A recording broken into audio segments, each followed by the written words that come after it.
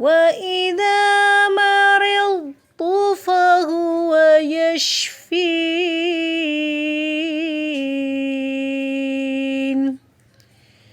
السلام علیکم ورحمۃ اللہ وبرکاتہ۔ مریض پر اپنا ہاتھ رکھ دینا، یعنی کیا مریض کو ٹچ کیا جا سکتا ہے، چھوا جا سکتا ہے؟ عائشہ بنت سعد اپنے والد سے روایت کرتی ہیں اور سعد کہتے ہیں کہ میں مکہ میں شدید بیمار ہو گیا تو نبی صلی اللہ علیہ وسلم میرے پاس عیادت کے لیے تشریف لائے۔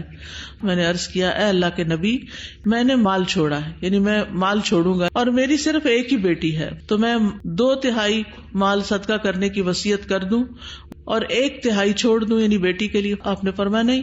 کیا میں آدھے مال کی وصیت کر جاؤں اور آدھا چھوڑ دوں؟ فرمایا نہیں۔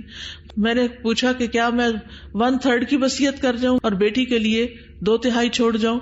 فرمایا ہاں، 1/3 کی وصیت کرو، لیکن 1/3 بھی بہت ہے۔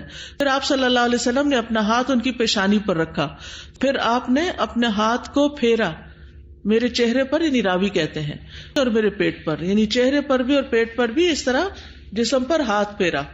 پھر فرمایا، اے اللہ سعد کو شفا دے اور اس کی ہجرت پوری کر دے۔ آج تک میں اپنے جگر پر آپ کے ہاتھ کی ٹھنڈک محسوس کرتا ہوں۔ مجھے خیال آتا ہے جب آج کی اس گھڑی تک، یعنی جب بھی میں سوچتا ہوں کہ آپ صلی اللہ علیہ وسلم نے میری عادت کے وقت میرے جسم پہ ہاتھ پھیرا تھا، تو آپ کے ہاتھ کی ٹھنڈک آج تک میں محسوس کرتا ہوں۔ تو یہ ہاتھ رکھنے میں کیا حکمت درپیش ہے؟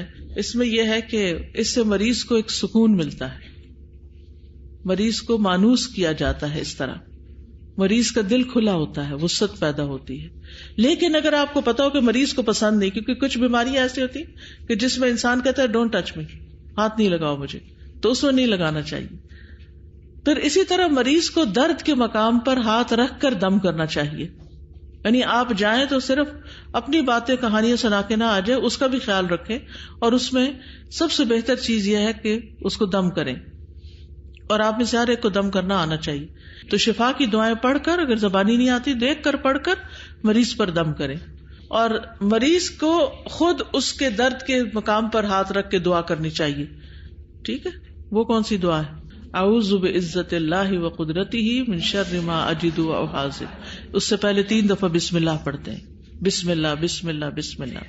کس سے اور کس نے اجازت دی ہے؟ یہ باتیں مشہور ہیں بس اسی طرح، لیکن یہ ہے کہ اصل میں دم کیا ہے؟ دعائیں ہیں نا جو مسنون ہے، ان مسنون دعاؤں کو پڑھ کر جو مریض خود نہیں پڑھ سکتا تو اس کے اوپر پھونک مار دے بس۔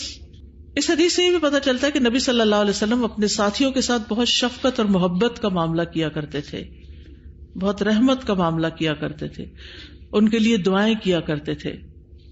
آپ نے یہ کیوں کہا کہ اتمم لہو ہجرتہ؟ کیونکہ حضرت سعد بن ابی وقاص جو تھے وہ مہاجر تھے، ہجرت کر چکے تھے مکہ سے، تو واپس مکہ نہیں مرنا چاہتے تھے کہ ان کو ہجرت کا ثواب نہ ملے۔